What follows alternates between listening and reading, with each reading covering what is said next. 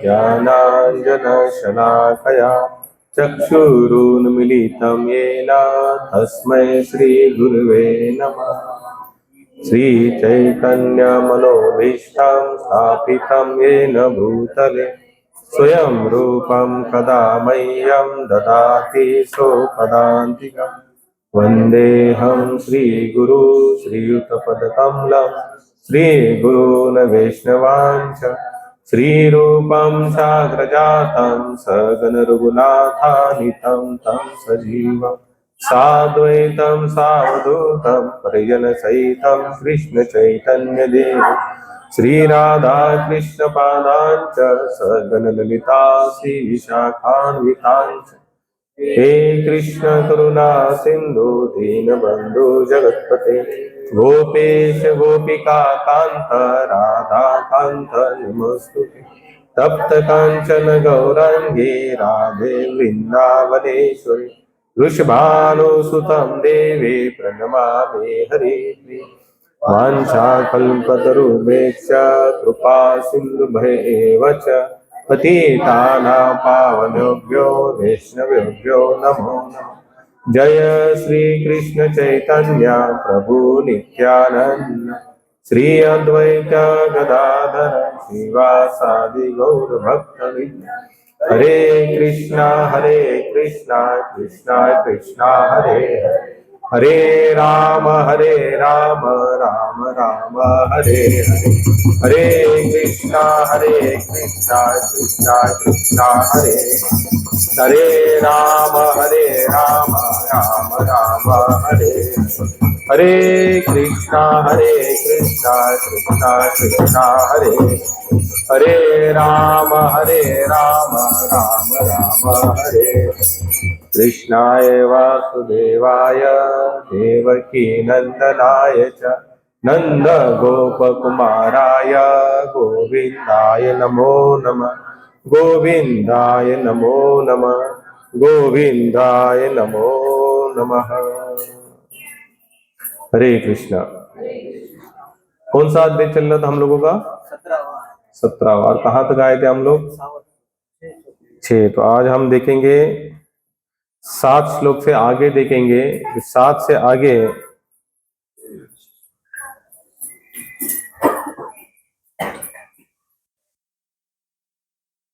Actually 10 एक श्लोक आगे देखने चाहिए वैसे। ठीक है, बोलिए कौन बोल रहा है? श्लोक 7।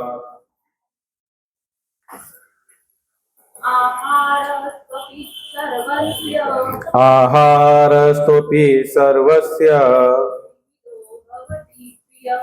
त्रिविधो भवति प्रियः यज्ञ तप तथा दानम तेषां भेदमिमं शृणु। यहाँ तक कि प्रत्येक व्यक्ति जो भोजन पसंद करता है वह भी प्रकृति के गुणों के अनुसार 3 प्रकार का होता है। यही बात यज्ञ तपस्या तथा ज्ञान के लिए भी सत्य है। अब उनके भेदों के विषय में सुनो। श्लोक नंबर 11 वाली लीजिए सीधा, क्योंकि ये 3 ही श्लोक भोजन पर आधारित हैं। श्लोक नंबर 11 वाली लीजिए। अफल आकांक्षी भी यज्ञ विधि दृष्ट इज्जते यष्टवेम एवं इति मनः समाधाय स सात्विक। फलाशेची आकांक्षा न ठेवता यज्ञ करणे हे आपले कर्तव्य समजून शास्त्र विधीप्रमाणे शांत चित्ताने जो यज्ञ करतात तो यज्ञ सात्विक होतो।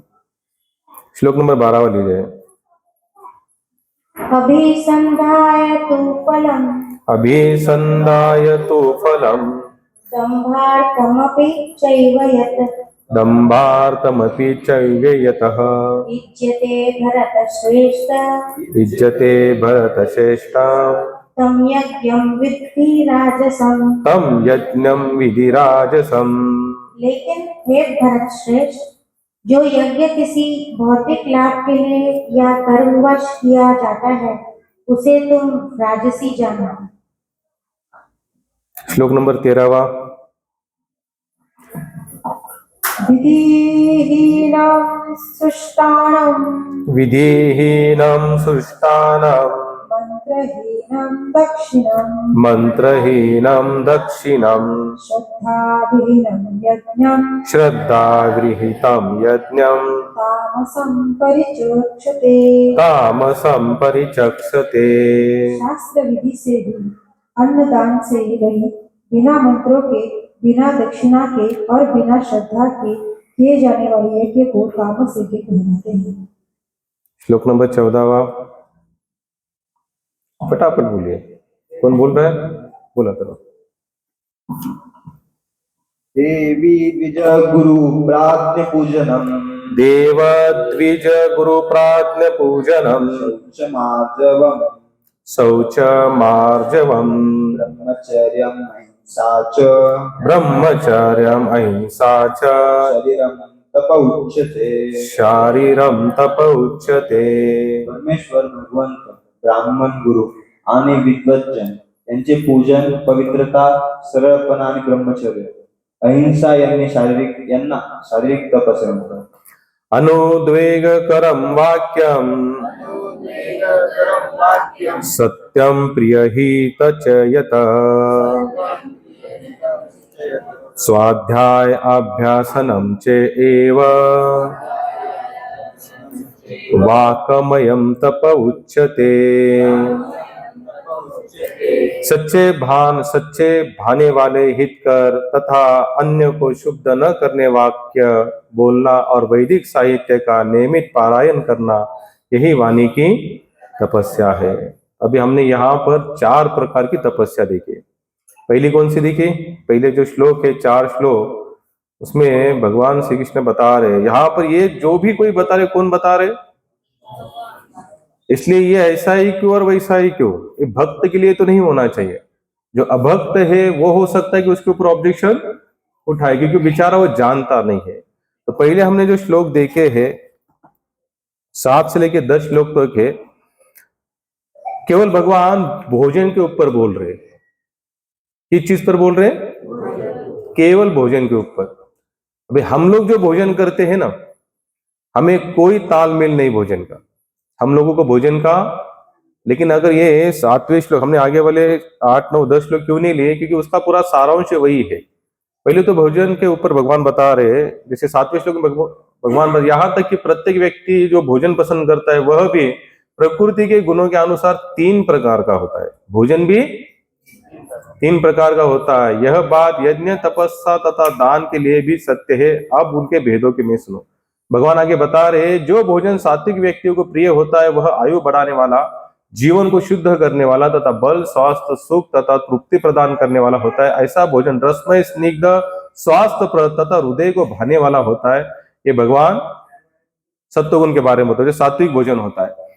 अत्यधिक तिक्त, खट्टे, नमकीन, गरम, चटपटे, शुष्क तथा जलन उत्पन्न करने वाले भोजन रजोगुणी व्यक्ति को प्रिय होते। ऐसे भोजन दुख, शोक तथा रोग उत्पन्न करने वाले होते। भगवान ने पहले बताया सत्वगुण वाला भोजन, सेकंड बताया रजोगुण वाला भोजन, और भगवान तीसरे में बताते खाने से 3 घंटे पूर्व पकाया गया, स्वादहीन, वियोजित एवं सड़ा, झूठा तथा अस्पृश्य वस्तुओं से युक्त भोजन उन लोगों को प्रिय होता है जो तामसी होता है। भगवान ने यहाँ पर 3 प्रकार के भोजन की क्वालिटी आपको। अभी हम लोग होटल में जाते तो मेनू कार्ड सामने लेते हैं, क्या लेते हैं? उसमें लिखा रहता है सात्विक भोजन, राजसिक भोजन, तामसिक भोजन लिखते हैं। मेनू कार्ड में क्या लिखा रहता है? थोड़ा बताइए। अभी आप लोग सभी होटल में तो हम सभी जाते हैं, मैं बताता हूँ। हम लोग, आप बोलेंगे हम लोग भी जरूर जाते हैं होटल में, लेकिन हमारा एक ही होटल फिक्स है। देवलाली में एक जैन मंदिर है, वहां पर जाते हैं।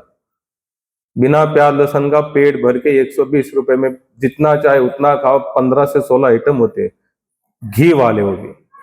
तो आप लोग बताइए अभी, क्योंकि वहां मेनू कार्ड होता नहीं, वहां ठाकुर जी को भोग लगता है जो भी है, लेकिन सात्विक होता है, ना प्याज ना लहसुन होता है। तो जब भी हम जाते हैं, आप लोग जो व्यंजन पढ़ते ना, हम लोग व्यंजन आजकल तो नया शुरुआत हुआ स्टार्टर,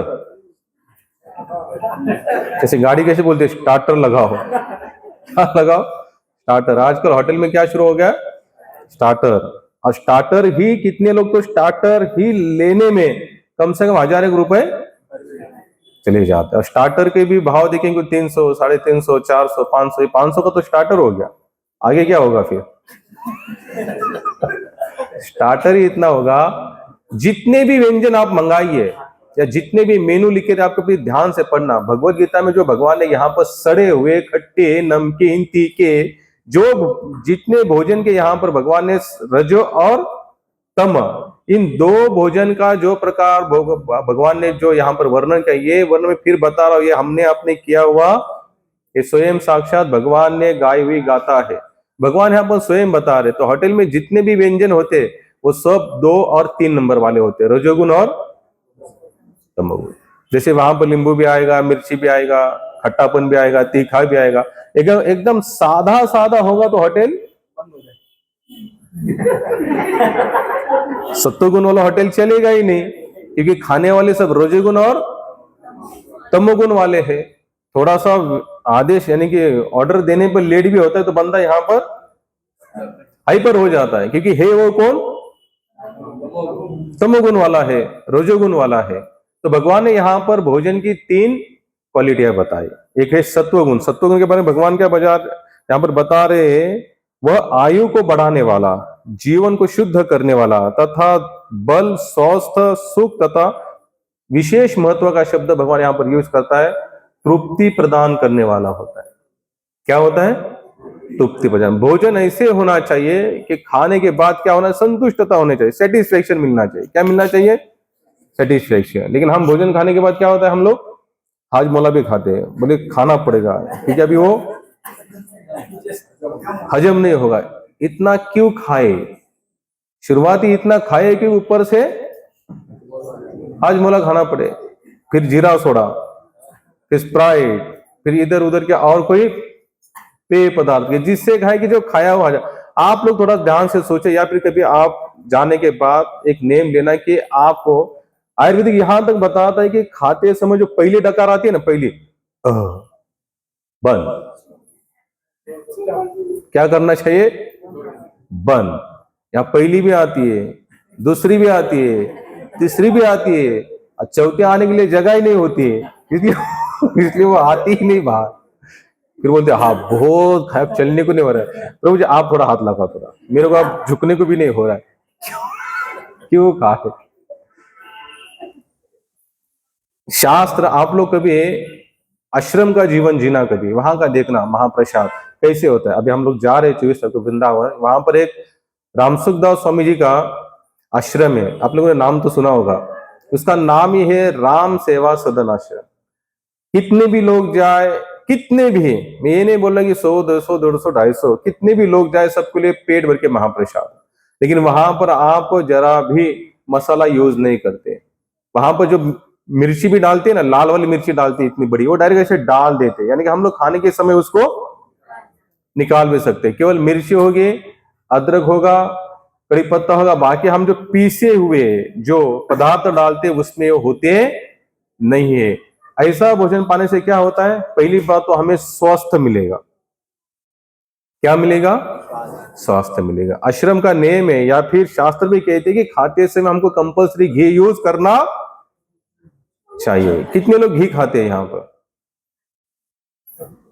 जो नहीं खा रहे वो डर के मारे नहीं खा रहे, अटैक ना आ जाए, कोलेस्ट्रॉल बढ़ जाए।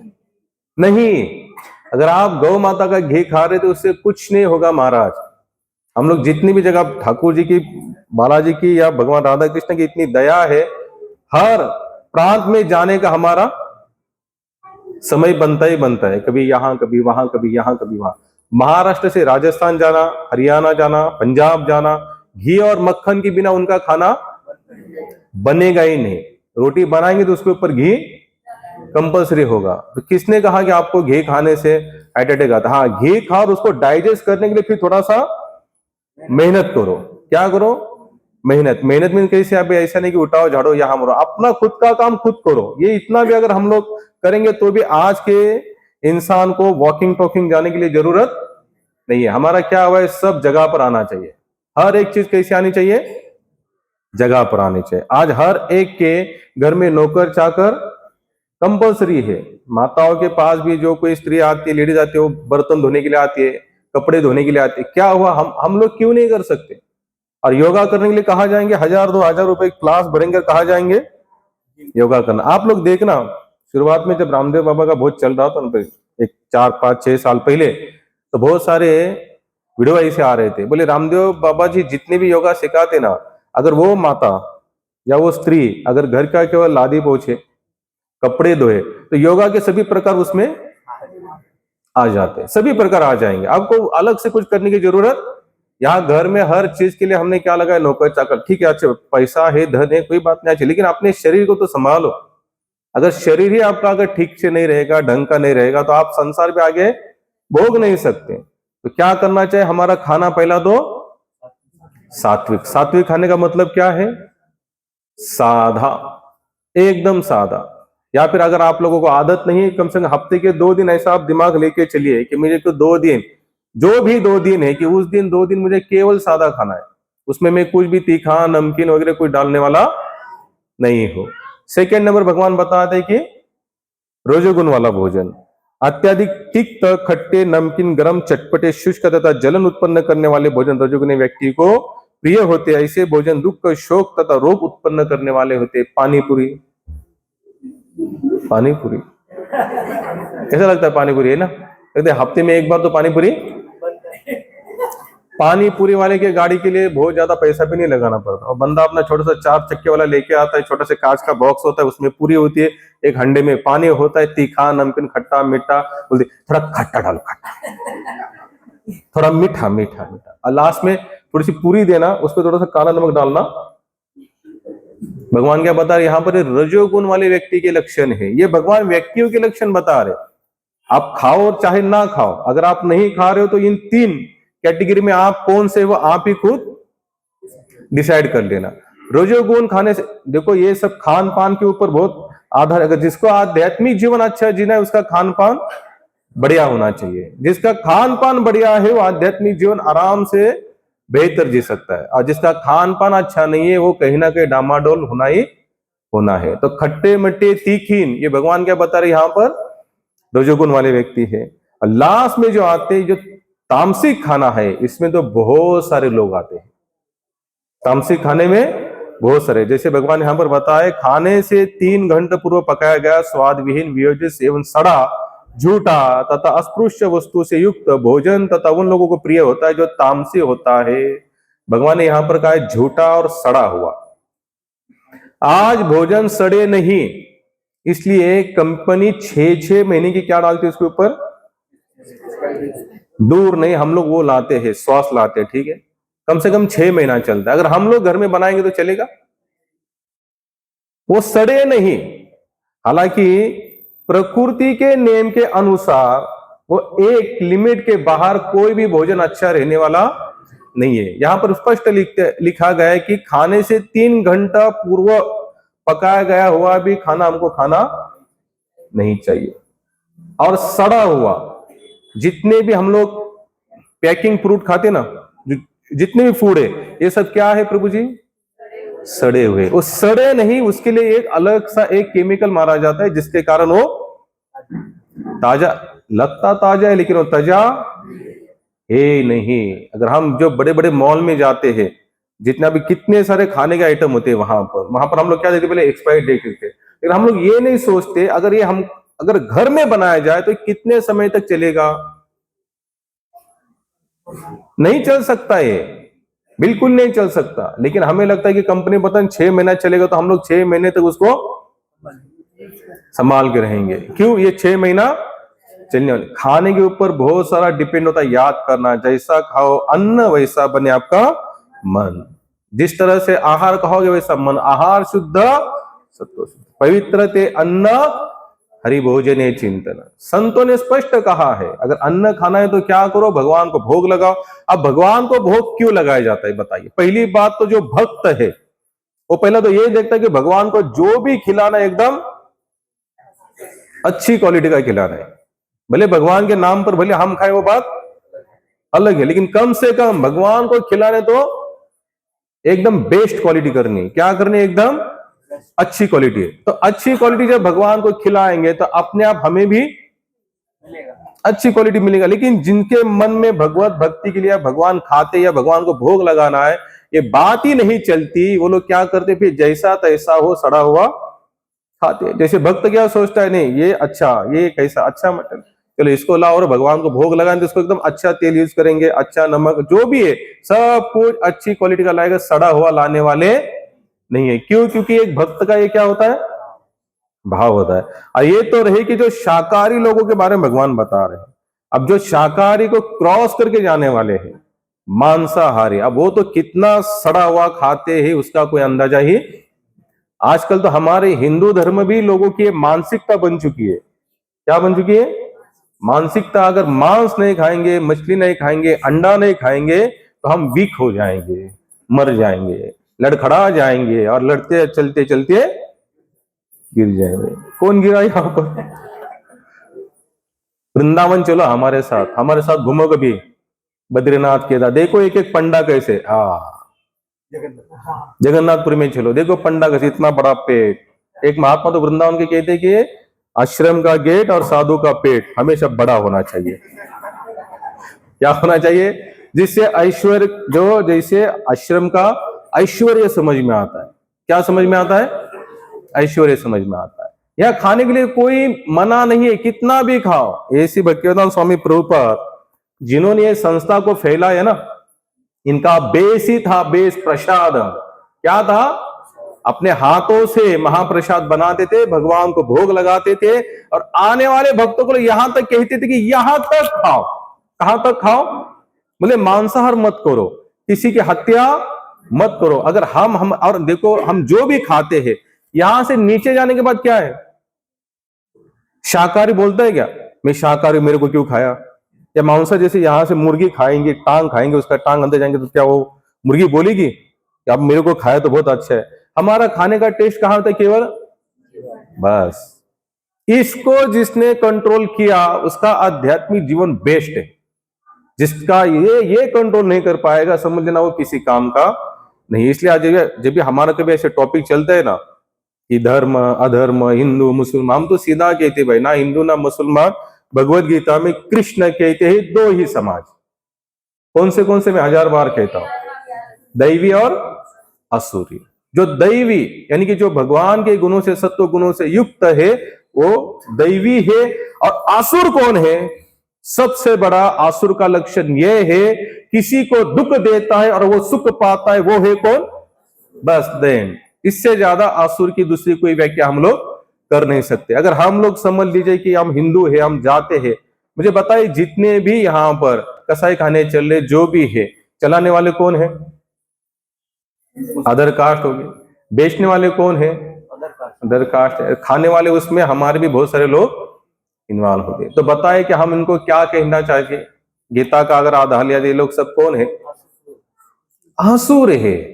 आप लोग कभी जो मुर्गी काटी जाती है, बकरा काटे, वहां जाके देखना, जब भी उसको काटते ना, मैंने तो बहुत बार देखा क्योंकि हम लोग तो बॉम्बे में रहते हैं, हमारे जहां रहते उसके बाजू में ही मच्छी मार्केट था। जब तक इस मार्ग में नहीं थे, हालांकि भगवान की दया से कभी उसको छुआ भी नहीं हमने, इतना जरूर भगवान ने हमारी रक्षा की। तो वहां पर क्या, अब कोई दोस्त था तो वो बोलते चलो मुर्गी लानी है, तो क्या करते थे, उसका मुंडी काटते थे, आधा ही काट के बाद में ड्रम था उसमें अंदर टट ऐसी आवाज आती थी।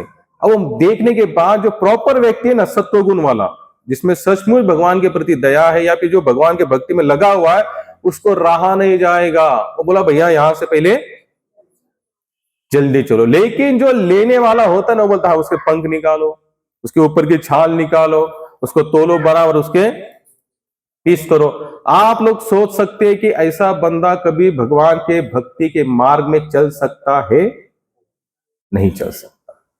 आपके खाने के ऊपर निर्भर करता है कि आप इस मार्ग में कितने लंबे रेस के घोड़े हो।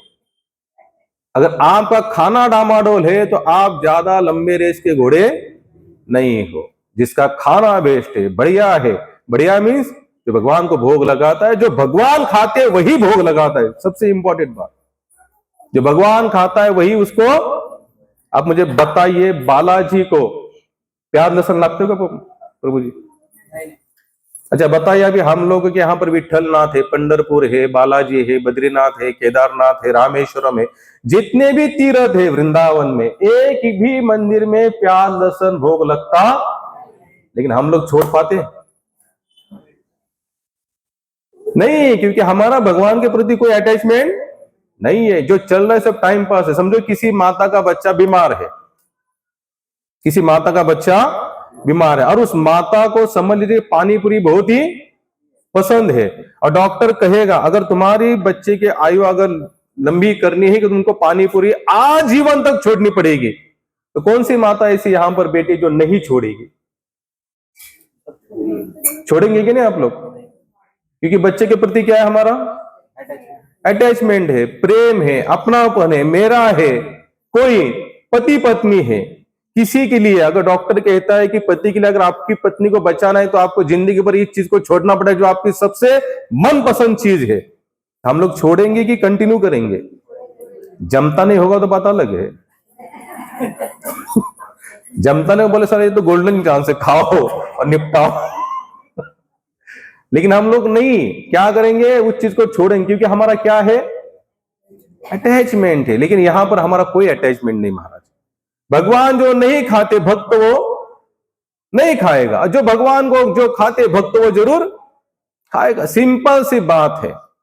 हमारे पंढरपुर में तुकाराम महाराज लिखते हैं एक जगह पर, अभंग मेरे याद में नहीं, लेकिन वो लिखते हैं जो इंसान प्याज लहसुन खाता है उसे गौ हत्या का पाप लगता है।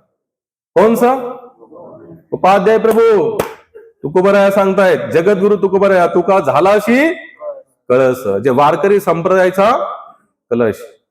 काय सांगतात ते, क्या बोल रहे यहां पर? जो प्याज लहसुन खाता है वो, बताइए अभी गौ हत्या करने वाले ज्यादा लोग कौन है?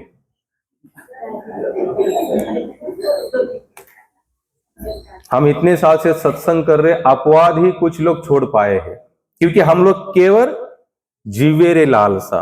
हमारे अंदर किस चीज की लालसा है?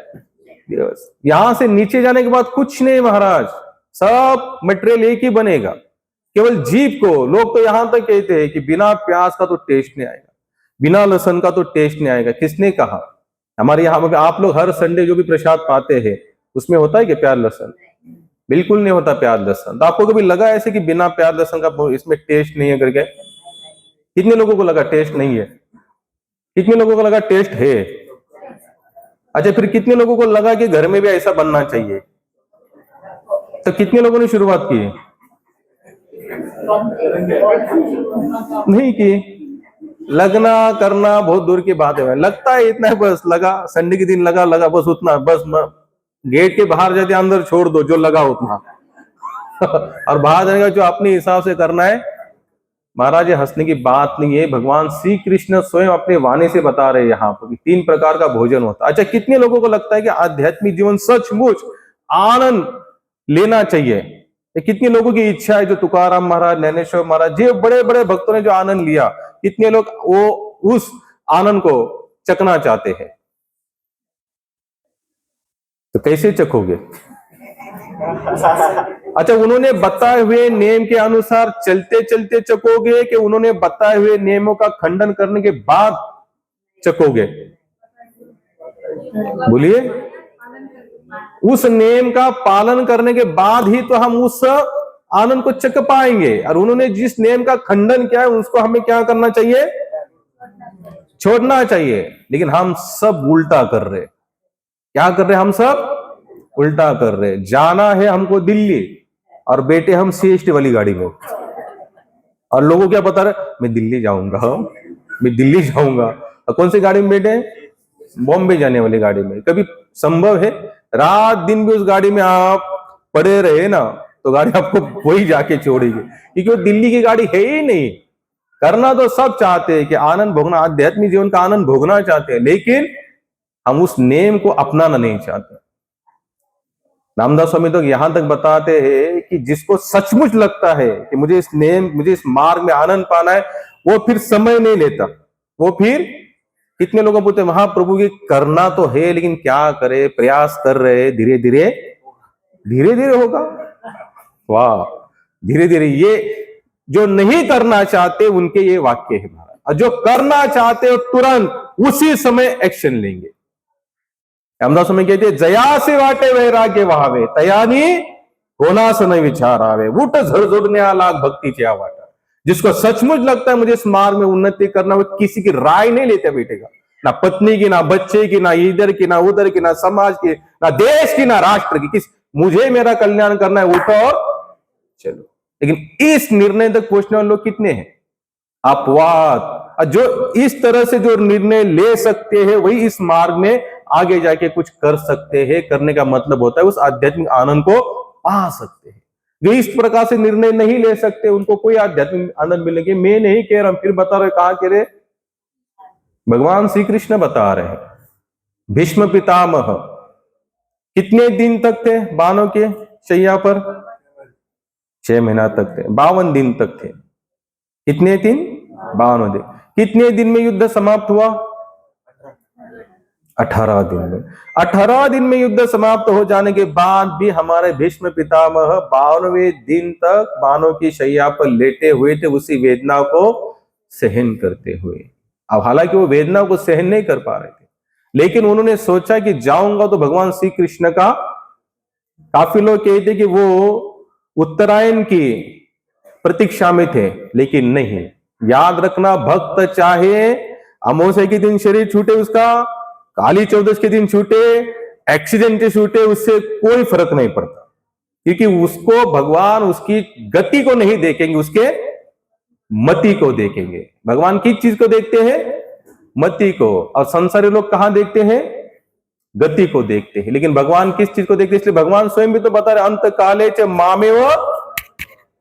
पूरे भगवत गीता में भगवान ने कहीं पर भी शरीर छोड़ने की जो कंडीशन है उसके बारे में चर्चा नहीं की है, केवल एक ही बात की चर्चा की, जो अंत समय में मेरा भजन करेगा, चाहे जिस अवस्था में हो, जहां हो वहां हो, लेकिन मेरा भजन कर रहा है तो शरीर छोड़ने के बाद वो मेरे धाम को प्राप्त करेगा। अब यहां पर भगवान श्री कृष्ण पांडवों को राज्य सौंपकर कहां जा रहे हैं? द्वारिका। तो जाते जाते भगवान श्री कृष्ण कहते हैं पाची पांडव को, मैं चाहता हूं कि आप धर्म का उपदेश को ध्यान से सुनो। तो वहां पर बता दे पांडव, फिर बताइए। बोले मैं नहीं कहूंगा धर्म का उपदेश, मैं तो कौन कहेंगे? बोले आप तो स्वयं साक्षात धर्म है। भगवान साक्षात कौन है? धर्म तू साक्षात भगवत प्रणीता। भगवान ही सबसे बड़े। धर्म कोई व्याख्या नहीं है किसी ड्रेस कोड से कि धर्म की व्याख्या बिल्कुल मत करना, क्योंकि ड्रेस कोड, क्योंकि धर्म ये शब्द बहुत बड़ा व्याख्यामय शब्द है। इसको एकदम छोटे से केवल ड्रेस कोड की व्याख्या में उसको लिप्त मत करना। जैसे हम कहते हम हिंदू धर्म, तिलक, कंठी, जनेवा, सीखा, हम क्या हुए? हिंदू। टोपी, मूछ नहीं, केवल दाढ़ी, वो कौन हुआ? केवल गाउन, क्रॉस पहना हुआ, वो कौन हुआ? जिसकी लंबी सी दाढ़ी है, ऊपर पगड़ी है, जटाए है, वो कौन हुआ? ये हमारा कहना है महाराज, ये हम लोगों ने बनाए हुए। हम लोग किस बात के ऊपर धर्म की व्याख्या कर रहे हैं? ड्रेस कोड पर। लेकिन शास्त्र ड्रेस कोड की बात ही नहीं कर रहा है। यहां पर आप लोगों ने भागवत सुना ना? यहां पर कितने लोगों ने भागवत ध्यान से सुना? कितने लोगों ने सुना भागवत? तो जब पहले ही इसमें प्रश्न पूछे जाते हैं, 6 प्रश्न पूछे गए, उसमें से एक था धर्म क्या है। भगवान श्री कृष्ण जाने के बाद धर्म किनकी शरण में आया? भागवत में वर्णन है धर्म का। जो 4, अब मैं आपको एकदम सिंपल बता दो, 4 नियमों का पालन करता है वो धर्म का पालन करता है, द एंड। बाकी और कोई धर्म की व्याख्या नहीं। कौन से 4 नियम बताइए जो हम दीक्षा लेते समय उसको कंपल्सरी पालन करना पड़ता है? जुगाड़ न करना, वैश्यगमन न करना और धूम्रपान। अब इसका उसको मैं थोड़ा खुलकर बताता। मांसाहार नहीं करना, मैं फिर बता रहा, और ये हर एक इंसान को लागू पड़ता है। कोई कहता है कि मैं मेरा धर्म का पालन करता हूं, अगर इस 4 नियम को पालन कर रहे हैं तो समझ लेना वो उसके धर्म का पालन, चाहे वो हिंदू हो, चाहे मुसलमान, चाहे सिख, चाहे क्रिश्चियन, सिख, ईसाई, पारसी, यहूदी, जितने भी है, क्योंकि हर एक धर्म इसी बेस पर टिका हुआ है, इसी 4 नियमों पर। और हर धर्म ग्रंथ के अंदर यही 4 नियमों का वर्णन कंपल्सरी बताया गया है, चाहे वो गीता हो, कुरान हो, बाइबल हो, कोई भी हो। अब उसमें लोगों ने तरोड़ मरोड़ करके अपने हिसाब से कुछ अंदर घुसाड़ दिया, वो बात अलग है। लेकिन अगर प्रॉपर वे देखा जाए जहां से उसकी उत्पत्ति हुई, तो प्रॉपर अगर कोई प्रति अगर हाथ में आएगी तो उसमें स्पष्ट रूप से लिखा गया है कि पहले तो मांसाहार नहीं करना चाहिए। क्या नहीं करना चाहिए? मांसाहार नहीं करना चाहिए। मांसाहार करने से सबसे बड़ा नुकसान क्या होता है? हमारा दया खत्म हो जाती है हमारी। क्या खत्म हो जाती है? दया। यानी कि जो और जीवों के प्रति जो दया होनी चाहिए वो सब हमारी खत्म। क्योंकि जो हम खा ही वैसा रहे, किसी को काट कर खा रहे तो क्या उसके अंदर दया होगी? और भगवान यहां पर हमारे टुकड़े जी महाराज बताते, दया, क्षमा, शांति ते थे देवाचिया। देव नहीं, वस्ती पूरा भगवान अपना पूरा संभाल के वहां पर विराजमान होते। कहां पर? जहां दया है, क्षमा है, शांति। ये तीन चीज जहां पर देते देवाची वस्ती। केवल भगवान तो है ही है, लेकिन अपने पूरे भक्तों के साथ में भगवान वहां पर निवासी। तो जो मांसाहार कर रहा है वो धर्म का पालन नहीं कर रहा है। दूसरा जो व्यभिचार कर रहा है, यानी कि जो आपको नियम के अनुसार अगर आप अपने पति या पत्नी के लिए और पत्नी पति के लिए अगर प्रामाणिक है तो समझना वो धर्म का पालन कर रहा है। इससे क्या होता है? प्रामाणिकता हमारे एज इट इज बनी रहती है। क्या होता है? एज इट इज बनी रहती है। आपका तेज बना रहेगा, आपका बल बना रहेगा। और आपका जो डेरर होता है ना, जो डेयरिंग होती है ना एक प्रकार की, वो कम, जिसकी तपस्या बड़ी है वो एकदम निडर होता है। कैसे होता है? निडर। वो किसी चीज से नहीं डरता, चाहे कितना भी बड़ा संकट आए, कितना उसको दिखता भी है लेकिन वो पीछे नहीं हटेगा। क्योंकि वो क्या बन चुका है अभी? उसको पता है जो भगवान जो भी कर रहे हो सही है, उसमें कोई दो मत। पहला कौन सा कहा मैंने? दूसरा व्यभिचार, तीसरा जुगार नहीं खेलना। अब जुगार का मतलब हम लोगों के दिमाग में केवल इतना ही होगा, पत्ते या जो जुगार के अड्डे होते हैं, जहां मटका बिटका जो भी उसके नाम है, उसको तो जुगार कहते, वो तो लीगली है। लेकिन लीगली जुगार लोग कम खेलते हैं और इनलीगली जुगार लोग ज्यादा खेलते हैं। अब इनलीगली जुगार का मतलब क्या होता है? फंसाना, किसी को फंसाना। यानी कि मैं आपको कुछ बोलूं और फिर आपके साथ वो मैं व्यवहार ना करूं तो मैं आपको क्या कर रहा हूं? फंसा रहा हूं। आप मुझे बताएं कि लीगली खेलने वाले कितने और इनलीगली खेलने वाले? मेरे हिसाब से लीगली खेलने वाले बहुत कम होंगे फिर। और ऐसे खेलना, जैसे मैं आपको 10,000 रुपए दे रहा हूं कि प्रभु जी लो 10, इसने कहा मैं 2 दिन में दूंगा, इसने लगा दिए 2 साल, तो इसने क्या किया मेरे साथ? जुगाड़ का मतलब क्या होता है कि सामने वाले के पैसा मेरे जेब में कैसा आए। जुगाड़ का सिंपल सा थिंक है, यही होता है ना। क्या खेलते हैं, वो डालेगा, हम कर मेरे को अच्छे अच्छे पत्ते आ जाए तो उसका पैसा, बस व्यवहार में भी वही होता है। इसको मैं चीटिंग करूंगा, इसके झूठ बोलूंगा, थोड़ा पैसा निकालूंगा, बाद में हम कितने हमारे साथ में ऐसे कभी ना कभी कहीं ना कहीं, तो वो भी एक जुगाड़ का ही होता है। और सबसे लास्ट में क्या है? धूम्रपान, यानी कि नशा मत करो। क्या मत करो? अब नशा में 2 चीज अग्रसर है फिलहाल इस समय में। भले आप अगर तंबाकू गुटखा नहीं खाते हो, दारू बिरू, लेकिन 2 चीजों का नशा हम हर एक कहते हैं, जैसे चाय और कॉफी। आप लोग प्रॉपर कभी देखना, उस पर स्पष्ट रूप से लिखा गया, उसमें अफीम करके एक चीज होती है, कैफीन करके, तो जो क्या होती है, इंद्रियों को हमारे सेंसिटिव बनाती है। क्या बनाती है?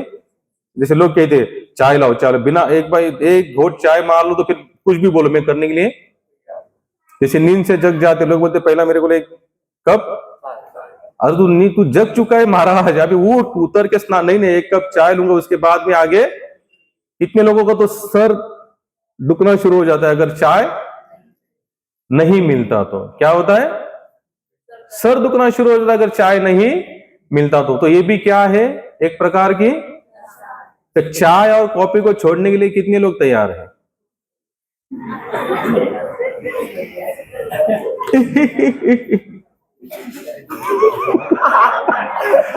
आप लोग हर चीज को हंसने पर ले रहे हैं महाराज।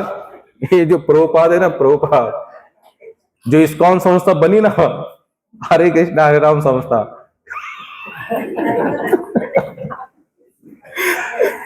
आप बोलते रहो, हम हंसेंगे, प्रसाद पाएंगे, घर जाएंगे, आप चिल्लाते रहो। हम कल सुबह चाय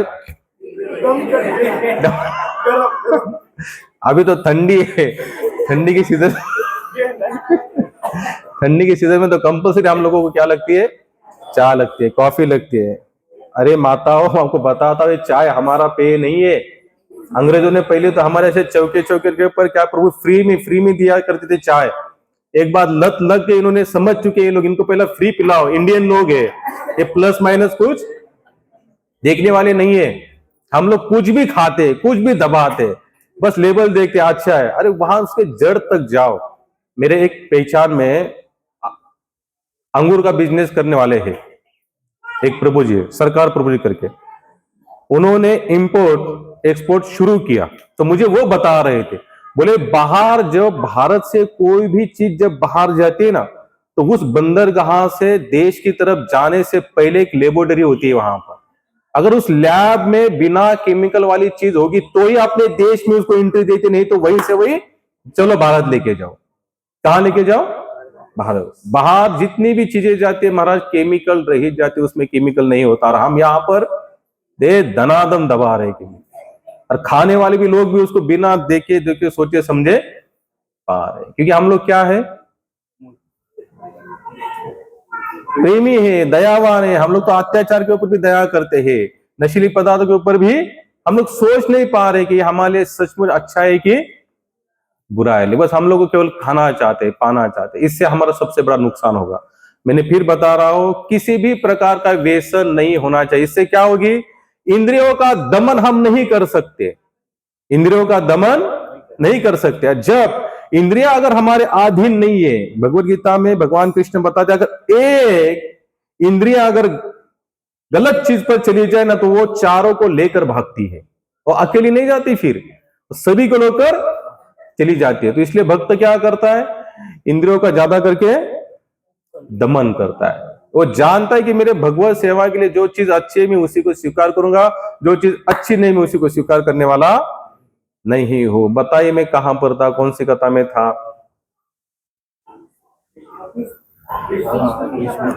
भीष्म पितामह। कहां पर था? भीष्म पितामह। कौन सा प्रसंग चल रहा था? 52 भगवान श्री कृष्ण द्वारिका जा रहे थे, जाते जाते उन्होंने क्या कहा? मैं धर्म की व्याख्या बताना चाहता हूँ। पांडव ने कहा कि बताओ। बोले मैं नहीं बताऊंगा। बोले कौन? मतलब भीष्म पितामह बताएंगे। बोले वो कहाँ है? बोले आज भी वो जीवित है। बोले क्यों? बोले धर्म की व्याख्या बताने के लिए। किस चीज के लिए जीवित है वो? ऐसे लोग कहते। भगवान श्री कृष्ण भी बहुत होशियार है।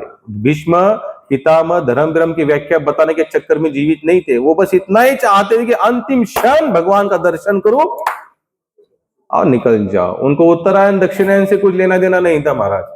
और भगवान श्री कृष्ण बोले चलो ठीक है, फिर मैं आपको लेकर चलता। तो भगवान श्री कृष्ण 5 पांडव की पत्नी द्रौपदी को साथ लेकर आए। क्यों? पांडवों को धर्म क्या हुए वो बताने के लिए कि आप भीष्म के मुख से सुनिए।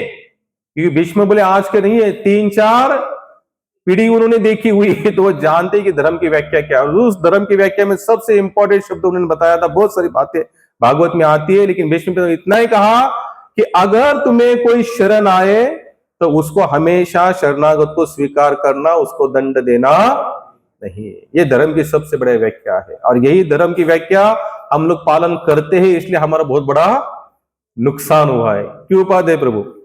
कोई भी आता है हम शरण चलो आओ ना, हमको थोड़ा सोचना भी चाहिए। तुकाराम मैंने बता दे, अगर सचमुच है तो उसके प्रति दया है, कुटिल है तो उसको फिर जटिल समस्या उसको सामना करना पड़ेगा हमारे साथ। लेकिन हम लोग को नहीं चाहते, तो उन्होंने बहुत सारी व्याख्याओं बस बोलना शुरू कर दिया था। जब भगवान श्री कृष्ण जाते, 5 पांडव द्रौपदी सबको साथ लेके आते, भीष्म पिता बानु की शेष शैया पर लेटे हुए शैयाओं पर। अब तब वो कुछ बोलने वाले भगवान कृष्ण कहते, आप पांडवों को धर्म की व्याख्या समझाओ, क्योंकि अभी ये राजा बनने वाले हैं। क्या बनने वाले हैं? राजा। आज के राजा बनने के लिए उसको धर्म का कुछ लेना देना। आज किसको राजा बनना है, उसको तो पहला अधर्म का शिक्षण लेना है, तब उसका राजा पद टिकेगा, नहीं तो टिकने वाला नहीं। क्योंकि धर्म के अनुसार चलने वाले लोग यहाँ पर बहुत कम है, गिने चुने हैं। और वो जहां पर भी है वो ऐसे लोग समाज में होंगे भी नहीं हमारे हिसाब से। वो तो कहीं होंगे, कहीं वृंदावन बद्री केदार में होंगे, बैठे होंगे। जब वो धर्म की व्याख्या बोलने वाले थे तो उस समय द्रौपदी हंसी, मतलब द्रौपदी थोड़ी सी हंसी, छोटी सी स्माइल दी उसने। अब भीष्म जी ने देखा वो हंसी करके। भगवान श्री कृष्ण कह रहे कि बोलना शुरू कर दो, पांडव सुनना चाहते, राजा बनने वाले हैं, उनको धर्म की व्याख्या सुनाओ। द्रौपदी हंसी। हंसने के बाद भीष्म रुके, बोले कि द्रौपदी तू क्यों हंसी? बोले नहीं नहीं बस मुझे ऐसे हंसी आई। बोले नहीं, जो कुलीन स्त्री होती है, कौन सी स्त्री? कुलीन, जो सचमुच संस्कारी स्त्री होती है, बिना कारण कभी हंसेगी नहीं। उसके हंसने पीछे की कोई कारण होगा, वो सत्वगुण वाला होगा, और रोने के पीछे भी कोई कारण होगा, वो भी सत्वगुण वाला होगा।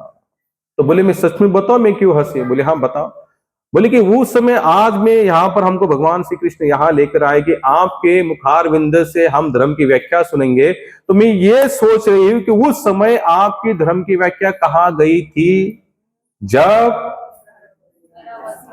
दुशासन मेरा वस्त्रहरण कर रहा था। मैं चिल्ला चिल्ला कर, चीख चीख कर मैं आपसे बोली कि भीष्म पितामह आप तो मेरी रक्षा करो, और आपसे मुझे ज्यादा अपेक्षा थी क्योंकि आप उसमें सबसे सीनियर और ज्येष्ठ थे, लेकिन आपने भी मेरी तरफ देखना भी नहीं चाहा। तो आप इस समय आप क्या धर्म की व्याख्या देंगे? तो भीष्म पितामह कहते सही है, मैं फिर बता रहा हूं, ये कथा मैंने केवल खाने से ली है, केवल खाने से। भीष्म पितामह कहते कि तुमने जो भी कहा सही कहा, मैं उस समय बोल नहीं पाए। बोले क्यों नहीं बोले? और आज आप किस धर्म की बात कर रहे? उस समय आपका जो धर्म का नॉलेज उस समय कहां गया था? जब अबला नारी को रोजो धर्म में थी, उस समय उसकी साड़ी खींची जा रही है, तो आप उस समय क्यों चुप बैठे? उस समय आपका धर्म क्या कहता कि चुप बैठो करके? उस समय आपके धर्म की व्याख्या कहां थी? तो भीष्म कहते मुझे क्षमा करना, लेकिन उस समय मेरा राजा दुर्योधन था। दुर्योधन ने जो अनाज लाया था अत्याचार करके, और उस अनाज से खाने के बाद जो रक्त मेरे अंदर जमा हो चुका था, वो जुनून नहीं था मेरे अंदर कि मैं तब कुछ बोल। तो अब तो उसने कहा तो आप क्यों बोल रहे? बोले अर्जुन के बाणों से पूरा रक्त निकल चुका है, अब मेरे अंदर केवल शुद्ध रक्त बाकी है। अब मैं सच में जानता हूं कि धर्म क्या है। तो उस समय उन्होंने धर्म की व्याख्या की। मैंने कथा क्यों बताई? केवल खाने से। अगर इतना बड़ा इफेक्ट अगर उस महात्मा पर हो सकता है, ऐसी बहुत सारी कथाएं शास्त्र में। इसलिए भक्त क्या करता है, को कुछ भी खाएगा तो पहले क्या करेगा? भोग लगाएगा। पहला भोग लगा, क्योंकि भोग लगने से क्या होता है, उस अन्न के जितने भी दोष है सब नष्ट हो जाएंगे। क्योंकि भगवान, अब कुछ लोग ऐसे भी मूर्ख, वो कहते कि भगवान को बोल, भगवान खाते हैं। अरे खाते हैं, तुम्हारा अगर विश्वास है तो सचमुच भगवान खाते हैं, और खाने के बाद आपको वो टेस्ट भी आएगी। लेकिन आप उस भाव से देखने का थोड़ा तो प्रयास करो, लेकिन हमारा वो प्रयास है नहीं। हमें लगता है शायद भगवान कहाँ खाते, मूर्ति थोड़ी ना खाते, सचमुच खाते हैं। लेकिन हम अगर उस भाव से भगवान को अर्पण करेंगे तो अन्यथा कुछ होने वाला नहीं है। इसलिए आज से क्या करना, आप लोगों ने जो सुना भगवत गीता में पहला श्लोक, भगवान ने 4 श्लोक कहे, किस बात पर कहे? केवल खाने से। तो आप क्या है कि रजो तमो गुणों को सब छोड़ दो। आपको सारांश बताता हूं। जैसे इसमें तमोगुण भोजन के लिए कहा है कि 3 घंटे पकाया हुआ भोजन भी क्या है? अभी हम लोगों ने खिचड़ी बनाई, देखो कितने बजे, कम से कम 5 बजे बन के तैयार हो, रेडी हो गए। 5 से 9 सब नहीं खाएंगे क्या आप लोग? बोलिए खाएंगे। क्यों खाएंगे? क्योंकि हमने बनाई और भगवान को भोग लगाया। और भोग लगा वो तुलसी पत्र डालकर, घी भी डालकर 15 मिनट तक भोग लगता है। 15 मिनट पहले हम उसको खोलते भी, क्योंकि भाव है कि भगवान खाते हैं। और फिर भोग लगाया हुआ अन्न, भले चाहे 2 दिन का है चाहे 3 दिन का है, वो खाने में कोई ऐतराज नहीं है। जैसे अगर किसी होटल में, जैसे आप लोग कहेंगे भाई होटल में जाएंगे तो क्या करेंगे, तो आंखें बंद कीजिए, आपके जो भी आराध्य है, जैसे बालाजी आराध्य है, राधा कृष्ण है, राम जी है, उनका स्मरण कीजिए, हाथ जोड़िए, हे ठाकुर पहले मैं आपको भोग लगाता हूं, आप पाइए, और 2-3 मिनट के बाद उसको आप ग्रहण कर सकते हैं। कितना आसान है भगवत भक्ति। क्योंकि इस नेम से चलने जाएंगे तो संभव नहीं है क्या पॉसिबल? मैं कहूंगा कल से आप खट्टा मीठा तीखा कुछ मत खाइए, एकदम सिंपल सादा खाइए, तो कितने लोग तैयार है? दुर्गेश प्रभु का हाथ ऊपर, देखो हम लोग हाथ भी नहीं ऊपर करे, इसमें नहीं हो सकता है, तो उससे अच्छा क्या करो, जो बना रहे हो भगवान को, और भोग भी लगाना कैसे है, भगवान की थाली, भगवान का चम्मच, भगवान का ग्लास, भगवान की वाटी, जितने भी भगवान की जो पूरी थाली का जो पूरा ये होगा सेट, पूरा अलग होना चाहिए, उसमें हमें नहीं खाना चाहिए, उसमें हमें नहीं खाना चाहिए, उसको पूरा क्या करना है, हमको अलग रखना है। और उसमें अगर कभी गलती से खा लेते हैं, ये मैं आपको प्रॉपर एक भक्त की भाव बता रहा हूं, खा लेते हैं तो भक्त डबल उस प्लेट को यूज नहीं करेगा सेवा में, उसको निकाल कर साइड में कर देगा, भगवान के लिए नया लाएगा। क्या लाएगा?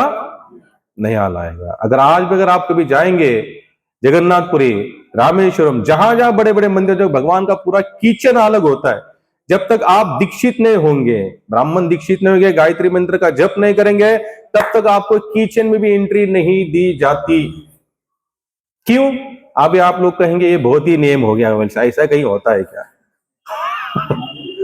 ये भाव है भक्त का, क्या है? भाव। नहीं, ये भाई मेरे भगवान का है, तो इसके लिए मैं पूरा क्या करूंगा, एकदम अलग से सिस्टम।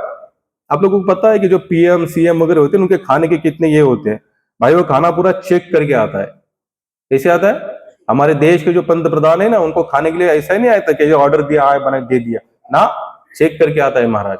क्यों भाई? इतने बड़े इंसान है, खाने में कुछ उल्टा सुल्टा कोई दे ना जाए, ये उसका एक क्या, उसकी जो सेवक है उनका एक भाव। उसी तरह भक्त का एक भाव है, भगवान को जो भी लगेगा फर्स्ट क्लास लगेगा, उनका पूरा ताट प्लेट। इससे क्या होगा, भगवान के प्रति हमारा एक अलग से भाव निर्माण होता है कि ये मेरे भगवान है, मेरे मालिक है, मेरे स्वामी है, मैं उनका दास हूं, उनके हो सके उतनी अच्छी से अच्छी सेवा करूंगा। तो क्या करना, कितने लोग भोग लगाते हैं ये बताइए, यहीं से शुरुआत करते हैं। बहुत बढ़िया। अच्छा, भोग लगाते, उनकी प्लेट सेपरेट है क्या? बहुत अच्छी बात है। तो उनको जो आप खाते वही भोग लगाते हैं या जैसे अपना प्याज लहसुन का सब्जी अलग, भगवान का अलग? आज प्याज लहसुन बनाया अलग, भगवान आज दूध और चपाती खाओ, आप इस पर सेटिस्फेक्शन हो जाओ। आज हफ्ता हो गया प्याज लहसुन की चटनी खाई नहीं, दवाई नहीं है, थोड़ा खा रहे तो आप दूध। और कितने ऐसे भी लोग हैं कहते नहीं हम लोग प्याज लहसुन नहीं, भगवान को नहीं लगाते। क्यों? और भगवान को दूध चपाती दूध भात, दूध और चपाती दूध और भात, आप हम दबा दे, हम बिना प्याज लहसुन जमता नहीं महाराज, टेस्ट ही नहीं आती उसकी। ये भाव नहीं महाराज। भाव का मतलब मेरे स्वामी को जो अच्छा लगता है वही मुझे अच्छा लगेगा, मेरे भगवान जो खाएंगे वही हम खाएंगे। तो आज से क्या करना, जो लोग भोग लगाते भगवान का प्लेट वाटी सब अलग रखना, प्लस कम से कम धीरे धीरे इन चीजों को छोड़ो, प्याज लहसुन को छोड़ो, ये गौ हत्या के समान पातक है। फिर भी हम लोग बिंदास उसको खाते हैं, करते जा रहे हैं, लेकिन मत करना ऐसे। अगर आपको, जैसे मैंने कहा कितने लोग भगवान की भक्ति करें तो सबके हाथ ऊपर थे, नेम किसी का हाथ ऊपर नहीं, नेम पालन नहीं करना चाहते, करके देखो। और एक दो बार मैं आपको लिख के देता हूं, 5 महीना 6 महीना 7 महीना, एक बार आदत अगर आपको लग जाएगी ना, तो प्याज लहसुन का बास आते आप बोले बाबा ये नहीं चाहिए, ये नहीं हमें। अब कितने लोगों का धारणा ऐसे कि प्याज लहसुन खाने के अटैक के, हार्ट अटैक का प्रॉब्लम नहीं आता। हम लोग नहीं खा रहे 24-25 साल से, हमें अटैक आया क्या? क्या आने वाला है अभी? लेकिन लोगों की धारणा बन चुकी है। आप अपने माइंड को जिस तरह से सेट करोगे ना महाराज, वैसे सेट होगा। आप आपके माइंड में सेट करो, नहीं भगवान को अच्छा खिलाना है, जो उनको अच्छा लगता है वही हम देंगे। तो कल से क्या करो, जो भी व्यंजन बनाएंगे वो प्लेट में रखना, एक एक व्यंजन पर एक एक तुलसी पत्र रखना, भगवान को भोग धराना। और कितने मिनट तक रखना है? ज्यादा है क्या? ज्यादा नहीं है, तो 15 मिनट तक रखो। बाद में क्या करो, उसको निकालो। और जिस व्यंजन का, जैसे सब्जी है तो सब्जी में सब्जी डाल दो, चपाती में चपाती रख दो। इससे क्या होगा, पूरा जो अलग खाना था वो भी प्रसाद बनेगा। जैसे मीराबाई थी, जहर का पीला भी उसने पी लिया। क्यों? प्याला भी क्यों पिया? पता था उसको कि ये जहर का प्याला है करके। दासी ने कहा, बोले नहीं ठाकुर को चढ़ाओ। बोले ठाकुर चढ़ाएगा तो उसमें से सब दोष निकल, और सचमुच निकलते हैं। अगर हमारा विश्वास है तो सचमुच निकलेंगे। इसलिए क्या करो, कल से जो लोग नहीं करते या करते हैं तो थोड़ा सिस्टमेटिक करो। क्या करो, थोड़ा सा सिस्टमेटिक करो कि भगवान को भोग लगाएंगे। फिर उसमें क्या करो, जब खाते तो भगवान, जैसे देखो यहाँ पर क्या लगाते हैं, पर्दा लगा दे। क्यों लगा दे पर्दा? भगवान को ऐसा लगता है कि ये मेरे में मन डालेगा करके ऐसा लगता होगा भगवान को मेरे मन डालेगा करके ना। भक्त का भाव होता है कि महाराज है, स्वामी है, स्वामी को हम लोग डिस्टर्ब नहीं करेंगे, आप आपके हिसाब से खाओ, भगवान आपका हो जाने के बाद फिर हम उसको खाएंगे। लेकिन हमारी ये नहीं होती, मनोकामना नहीं होती। आदर जितने भी धर्म उसमें देखो वो लोग कितना पालन करते हैं हर चीज का। लेकिन हमारा हिंदू धर्म का पूरा र्यास हो चुका है, र्यास। कोई सिस्टम से चलना नहीं चाहता, कोई भी सिस्टम से, सबको नहीं, हम अपने हिसाब से भक्ति करते। महाराज आपको सिखाने की हमें जरूरत, अपना हिसाब होता है यहाँ पर भाई, अपना हिसाब है। अपना हिसाब कहाँ होता है? संसार में होता है। यहाँ पर उनका हिसाब चलता है। किनका हिसाब चलता है? जिनके सेवा में हम लोग लगे हुए। यहाँ पर अपने हिसाब से कुछ होने वाला, और अपने हिसाब से जाओगे तो हाथ में कुछ भी आने वाला नहीं, उसका आगे भी व्याख्या आएगी। तो यहां तक हम लोग खाने तक आए। आगे क्या था? आगे कौन सी तपस्या थी? वाणी।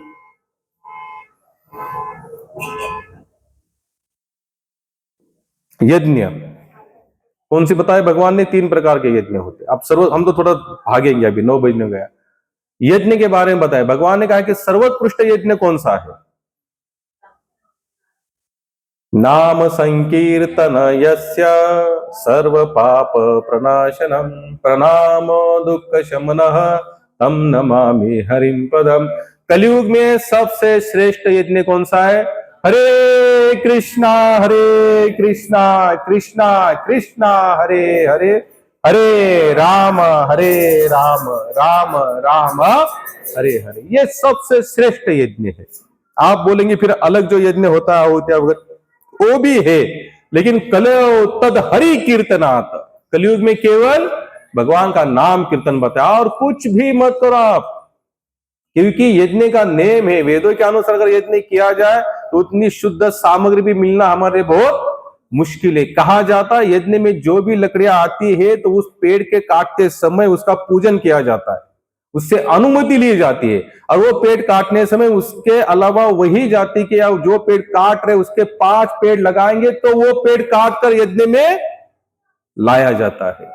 तो अब ऐसा कौन बचा? यहां पर हम लोग जाते हैं दगड़ूवानी के पास, यज्ञ का सामग्री दे दनादन वो दे देता है, फटाफट लाके हम भस्म कर देते हैं ना। ऐसे यज्ञ सफल नहीं होगा महाराज। और यज्ञ में भी वही यज्ञ सफल है जिसमें भगवान श्री कृष्ण के संतुष्ट के बारे में सोचा जाता है या फिर उनके लिए किया जाता है, वो यज्ञ सफल माना। श्रीमद् भागवत में मैंने कई बार एक कथा कही है। एक बार भगवान श्री कृष्ण अपने मित्रों के साथ गौ माता चराने गए। जाने के बाद मैं अभी शॉर्टकट में बताता हूं, भगवान को भूख लगी। भूख लगने भगवान ने कहा कि मुझे भूख लगी है, दोपहर का टिफिन लाए, वो तो खत्म हो गया, फिर भी जाने से पहले भूख लगी है। तो सब कहते भाई अभी क्या करें?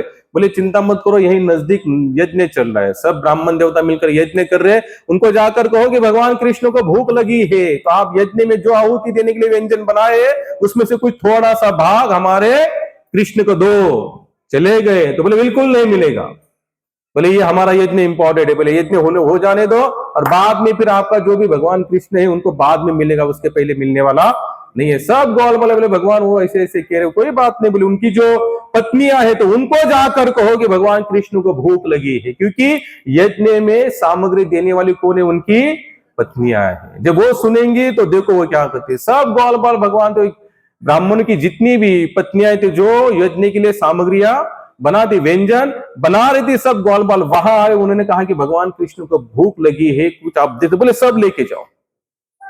क्या कहा? सब लेके जाओ। देव अभी उन्होंने वो सब चीज उन्होंने भगवान श्री कृष्ण को देने के लिए नहीं बनाई थी। किस लिए बनाई थी? यज्ञ के लिए बनाई थी। लेकिन जब उनको पता चला भगवान कृष्ण को भूख लगी तो उतना जितनी सामग्री तो बोले आप लेके जाओ। लेकर चले, भगवान ने उनकी सेवा स्वीकार कर उनको दर्शन दिया। यहाँ पर ये सब महाराज हमारे स्वाहा स्वाहा करते रहे, इतना यज्ञ सफल नहीं हुआ। जब उनको पता चला सफल होने वाला नहीं है, जब उनको ये भी रीजन पता चला क्योंकि हमने भगवान श्री कृष्ण की संतुष्ट को नजरअंदाज कर दिया, इसलिए हमारे कार्य निष्फल हो रहा है। फिर उन्होंने माफी मांगी। फिर भगवान कहते हैं कोई बात नहीं, आप यज्ञ शुरू करो। सबसे सर्वोत्कृष्ट यज्ञ वही है जिसमें भगवान की प्रसन्नता के बारे में सोचा जाता है। भागवत में कितनी सारी कथाएं आती है इसमें, लेकिन हम लोग वो सब करना है। हमको लगता है नहीं भगवान श्री कृष्ण को अलग रखो और इनको सब ये इंपॉर्टेंट नहीं। ये देवी देवता कौन है? भगवान के दास है। देव सुरवर नित्य भेटी, गरुड़ हनुमंत पुढे उभे राहते। सामने कौन खड़े हैं यहाँ पर? किस लिए खड़े हैं? हे बालाजी, कुछ सेवा होगी तो मुझे आज्ञा तुरंत करना, मैं उड़कर चला जाऊंगा।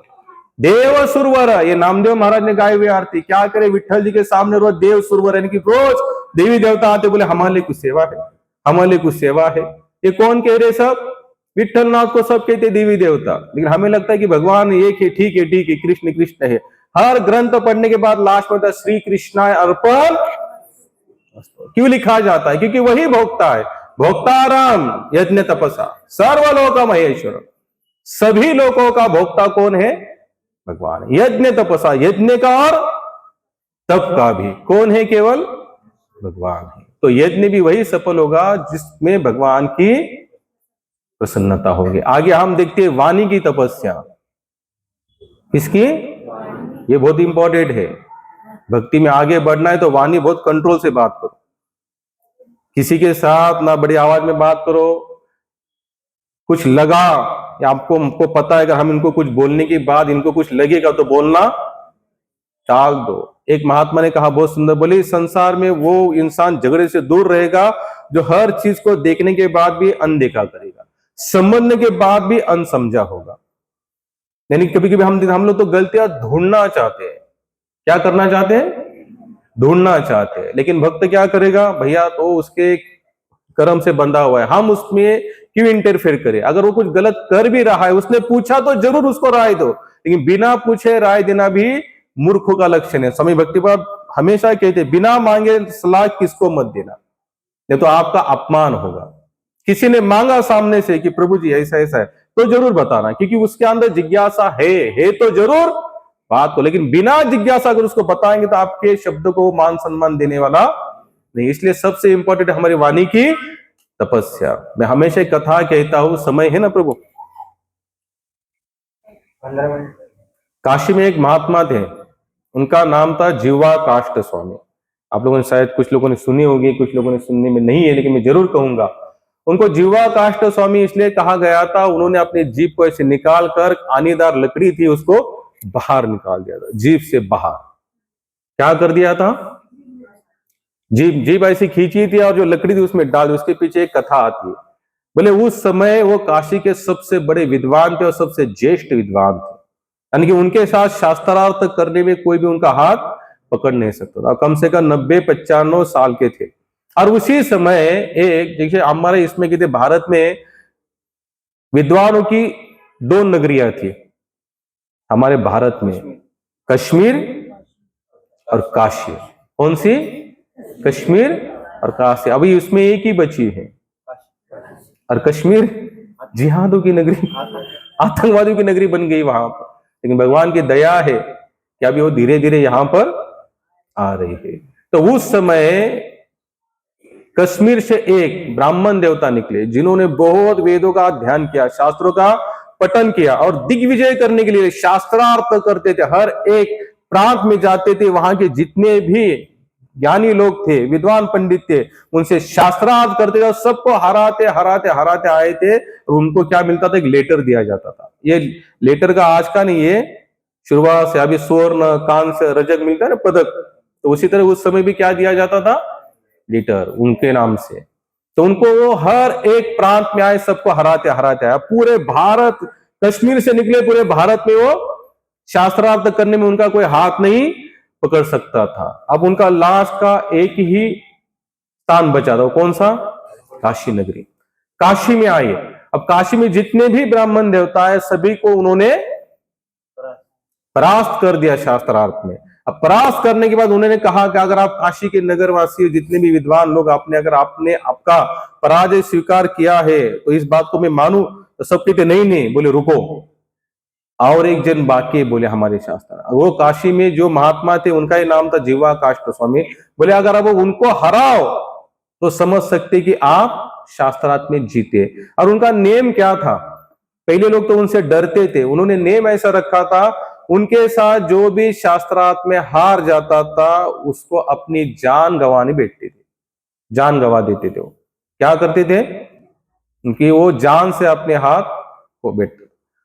तो वो वहां पर आए, काशी में जितने भी विद्वान लोग थे सबको उन्होंने परास्त किया। अब काशी के जितने विद्वान थे आपस में चर्चा के बोले अगर ये यहाँ के विद्वानों को हरा कर जाए तो काशी की नाक कट जाएगी। तो सभी लोग उस महात्मा के पास आए, बोले महाराज अब काशी की इज्जत आपके हाथ में है। बोले एक युवा व्यक्ति है, ब्राह्मण देवता है, कश्मीर से निकले, शास्त्रार्थ करते करते सबको हराते हुए आए हुए हैं, काशी में आए, यहाँ के हम सभी को उन्होंने हरा दिया, फिर हम चाहते कि आप उनसे शास्त्रार्थ करो। हाना हाना करते करते आखिर वो मान गए, चलो ठीक है अगर आप कहते तो मैं उनसे शास्त्रार्थ करूंगा। अब इनका नेम क्या था हारने के बाद? जान गवा बैठना, यानी कि कोई भी नदी है वहां जाकर उसको कूदना है, पत्थर बांधकर उसको फेंक देना है, तो जिससे उसकी जान। अब इनका संकल्प ही ऐसा था कि इनके सामने कोई आता ही नहीं था। लेकिन अब काशी के सभी ब्राह्मणों ने से विनती की तो महात्मा आए। अब इनकी आयु थी 20-25 साल की और वो थे कम से कम 80-90 साल के। तो वो आए, उनके साथ शास्त्रार्थ चला, चलते चलते चलते 7 दिन तक शास्त्रार्थ चला। कितने दिन तक? 7 दिन तक। 7 दिन तक शास्त्रार्थ चला। तो इसमें कश्मीर से आए हुए जो देवता थे, ब्राह्मण देवता, वो हार गए और काशी के 80-90 साल के ब्राह्मण देवता जीत गए। अब काशी तो वाहवाही करने लगे, बोले आप तुमको यहाँ पर गंगा में अपने जान से जान देनी पड़ेगी। जब ये बात उनको पता चली, जो शास्त्रार्थ करने के लिए आए थे काशी के ब्राह्मण, उन्होंने कहा कि उसको बोलना कि तुम जान मत देना। तो उसने कहा नहीं नहीं, मैं तो पूरे भारत भर में जीत के आया हूं, अब यहाँ पर हार चुका हूं, अब मैं ऐसे इस हारी हुई स्वभाव को लेकर भी मैं अभी वहां पर जा नहीं सकता, इसलिए मैं यहीं पर जान छोड़ दूंगा। तो उन्होंने कहा भाई तुम हारे हुए हो तो तुम्हें मेरी बात सुननी चाहिए, क्योंकि तुम हारे हुए हो। बोले एक बार मेरे से मिलना और फिर तुमको मरना है तो मरना। तो वो जब आए उनको एक रूम में बुलाया, उन्होंने बुलाने के बाद उन्होंने कहा, काशी के जो ब्राह्मण देवता थे उन्होंने उनसे कहा, बोले मैं नहीं जीता, जीता तो तुम हो। बोले ये कैसे हो सकता है? 7 दिन तक तो शास्त्रार्थ चला और चलने के बाद तो मैं हार गया। तो उन्होंने उनके इस प्रकार से समझा, बोले तुम्हारे आयु है केवल 20 और 25 साल की और मेरी आयु है 80-90 साल की, और मेरे पूरे 80-90 साल के आयु में इस जीवन में कोई भी मुझे एक दिन से ज्यादा मेरे साथ कोई भी शास्त्रार्थ कर नहीं सका, लेकिन तुम 7 दिन तक टिके। लेकिन फिर भी आज तुम्हारी आयु कितनी है? 20-25 साल। मैं कितने साल का हूं? अगर तुम भी इसी बौद्धिक क्षमता से 80-90 साल के होते तो मैं हार जाता। उस हिसाब से देखा जाए, अगर आयु की जो गैप है उस हिसाब से देखा जाए तो तुम जीते हुए हो। और सचमुच तुम्हें लगता है कि मैं जीता हुआ, तो मेरी एक तुमसे प्रार्थना है। कौन कह रही है? जीते हुए व्यक्ति हारे हुए व्यक्ति से कह रहे कि मेरी तुमसे प्रार्थना हाथ जोड़कर कि तुम अपने जान को मत गंवाना, क्योंकि तुम्हारे जैसे लोगों की इस भारत को जरूरत है। इसलिए मैं चाहता हूं कि तुम अपने जान से मत खो बैठना। बोले ऐसे तुम जीते हुए, बोले जो भी मुझे जो पत्र मिलने वाला मैं लिख के दे सकता हूं कि तुम जीते हो करके। बोले नहीं नहीं, आपने जितना कहा उतने लिए मेरे कापे। ऐसे दोनों में वार्तालाप हुई। वो बाहर आया, बाहर आने के बाद वो कश्मीर चला गया। आप बंद रूम में ये महात्मा सोच रहे हैं कि मैंने मेरे 80-90 साल के इसमें जो शास्त्रों का जो नॉलेज लिया है, और वो शास्त्रों का नॉलेज कहीं पर प्रकट करने के बाद अगर कोई आत्महत्या तक जाए तो ऐसे ज्ञान मेरा किस काम का?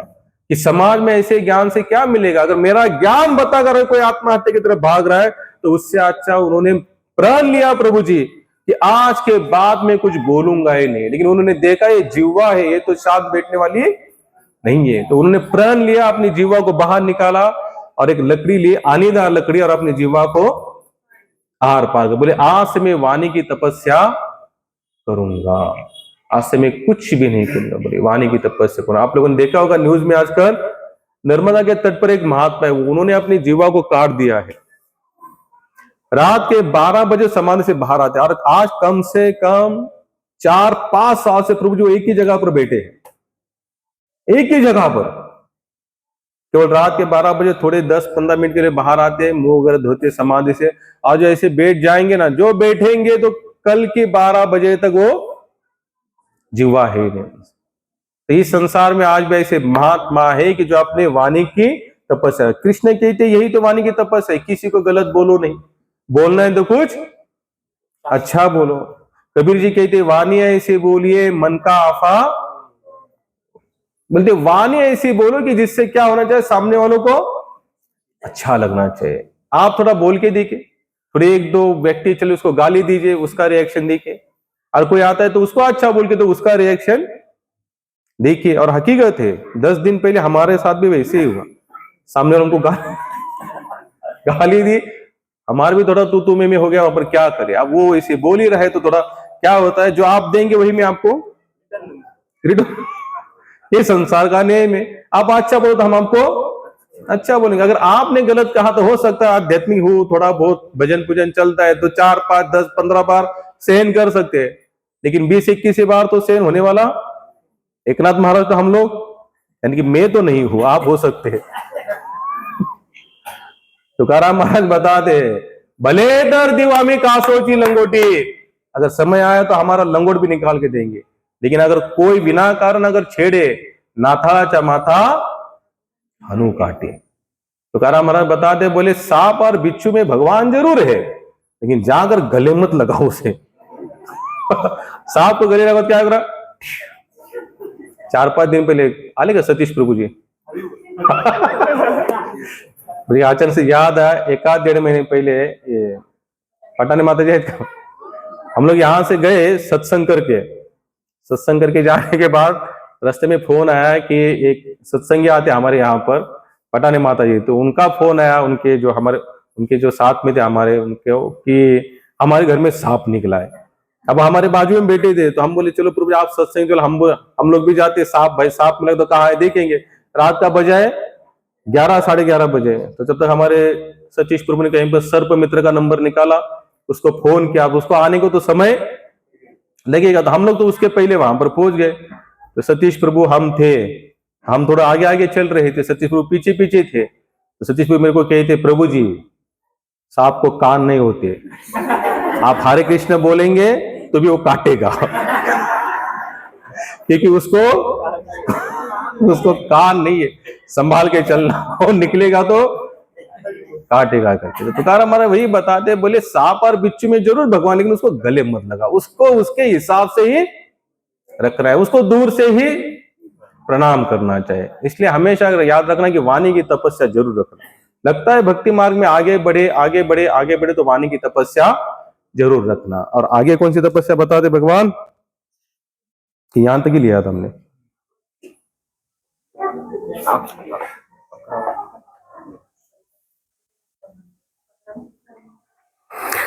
बाद में बता दे शरीर की तपस्या है। तो शरीर की तपस्या में क्या होता है, भगवान, ब्राह्मण, गुरु, माता पिता, ऐसे लोगों को जहां पर भी दिखे उनको क्या करो, प्रणाम करो। क्या करना चाहिए हमको, प्रणाम, यानी कि आप थोड़ा सा शरीर को उनके सामने झुकाना चाहिए। तो इससे क्या होता है, शरीर की भी तपस्या लागू पड़े। जैसे सुबह जल्दी उठना है, ब्रह्म मुहूर्त में। कितने लोग उठते हैं ब्रह्म मुहूर्त में? इस समय में कितने बजे उठते हैं? 4 बजे उठने वाले कितने लोग हैं? 4 बजे, चला एक प्रभु जी है। 5 बजे उठने वाले कितने लोग हैं? 6 बजे उठने वाले, 7 बजे, 8 बजे, चले, यानी कि 4 वाले एक ही मिले। 5 बजे थोड़े से हाथ ऊपर थे, 6 वालों के और थोड़े हाथ ऊपर थे, 7 बजे वालों के हाथ, जिनके हाथ ऊपर नहीं थे उनके लिए कोई हमारे पास टाइम नहीं थे। हम लोग पहले नगर कीर्तन करते थे, नगर कीर्तन करते थे। जब ये मौसम होता था ना, ये मौसम जैसे अभी ठंडी चल रही ना बहुत, सुबह तो ज्यादा ठंडी लगती है, और हम लोग तो सुबह 6 बजे ही, कभी 7 बजे ही नगर कीर्तन निकलते थे। तो इस मौसम का जो प्रभाव था ना, जो गली के कुत्ते थे ना, उनके ऊपर भी ज्यादा होता था। गर्मी के दिनों में अगर हम वहां पर है तो यहीं से कुत्ते भौंकना शुरू कर देते। स्पीकर था ऐसे बड़ा सा, सबको जगाते जाते थे, तो लोगों से पहले तो कुत्ते जगते थे। तो कुत्तों का भौंकना इस गली से उस गली, आवाज ही आवाज आता था, और हमारा आवाज क्योंकि हम थे कितने, 4 बजे। हम लोगों को शर्म आती है, हम लोगों को, अगर आप लोगों को कहूंगा कि हर संडे आप लोग नगर कीर्तन के लिए आना, तो कितने लोग आ सकते हैं? अब इसमें कौन सी, अच्छा चलो ठीक है, अगर मैं कहूँ 8 बजे, अगर बोलो 8 बजे बोलो कि बालाजी मंदिर के सामने आप सब लोग खड़े हो जाइए, हम लोग ज्यादा नहीं, केवल आधे घंटे का नगर कीर्तन करेंगे। कितना? आधे घंटे का। तो आधे घंटे के नगर कीर्तन के लिए कितने लोग आएंगे? पक्का आएंगे? मैं आपको एक डेमो बताता हूं, डेमो आपके लिए एकदम नजदीक है। दत्त मंदिर है, दत्त मंदिर पता है ना, सिग्नल का दत्त मंदिर जो फेमस है, वहां पर कभी जाना, कल अगर समय मिला तो कल जरूर जाना, 6:30-7 बजे जाना। कम से कम 50 से 60 लाख होते, 60 लोग होते प्रभु जी वहां पर, और एवरी डे नगर कीर्तन करते, एवरी डे भगवान का नाम करते। इस संसार में अगर सबसे सर्वोत्तम कार्य कुछ होगा ना, अगर आपको भजन नहीं होता ना, मैं तो कहूंगा मत करो, लेकिन जब हम आपको कहेंगे नगर कीर्तन के लिए आओ तो आप लोग जरूर आना। तो कितने लोग आएंगे सही बताना? हम नए साल से शुरुआत करेंगे, यानी कि 2 साल के 2 जनवरी से 2 संडे आएगा, उस दिन से पक्का आएंगे प्रभु। कुछ नहीं, आधे घंटे यहां से शुरुआत करेंगे, लास्ट तक जाएंगे, राइट लेंगे, फिर जो ये कॉलेज पढ़ता है ना, कॉलेज से फिर अंदर आएंगे, डायरेक्ट यहां तक आएंगे, ज्यादा कुछ नहीं करेंगे, लेकिन बस नगर कीर्तन करेंगे। लेकिन इस समय, अगर ठंडी के समय जब हम नगर कीर्तन करने जाते हैं ना, जो कुत्ते होते हैं वो ऐसे देखते हैं, वो भौंकते नहीं है, वो तो ठंडी लग रही है, कहां भौंकेगा। आप लोग करना कभी ट्राई। हम लोग अजब लगता है कि ठंडी का असर उन पर भी हो रहा है। और जब गर्मी के दिन होते तो 4-5 जगह से आवाज भौ भौ भौ, और ठंडी में बाजू से जा रहे, चलने दो, क्योंकि उनको भी क्या लग रही है, गर्मी जमा करते ना एक जगह पर बैठ कर, उठेंगे तो गर्मी, वैसे हमारा हुआ है, उठेंगे जल्दी तो गर्मी चली जाएगी। सुबह तो मुझे एक दिन ने बहुत अच्छा व्हाट्सएप पर एक वीडियो भेजा, मैं नहीं भेज सकता आपको, लेकिन उसमें बहुत अच्छा बताया हुआ है। तो उन्होंने ऐसे एक व्यंग किया हुआ है, यानी कि विनोद किया हुआ है कि बोले इस माहौल में किसी को जगाओगे तो अपराध होगा। क्या होगा? अपराध होगा, आपके ऊपर कायदेशीर कार्रवाई की जाएगी, उसकी भावना करेगी, मैं कोई पुलिस नहीं करेगा। देखो आप किसको उठा, इस समय में उठो, अरे सोने दो, ठंडी का माहौल क्यों उठा रहे, सो जाओ तुम भी, अपना सो, अपने को बोलेगा तुम भी। लेकिन अभी हम जा रहे 24 तारीख को, परसों वृंदावन में सुबह आप 3 बजे भी उठो, 4 बजे भी उठो, आपको राधे राधे की ध्वनि सुनाई देगी, आपको भगवान नाम की ध्वनि।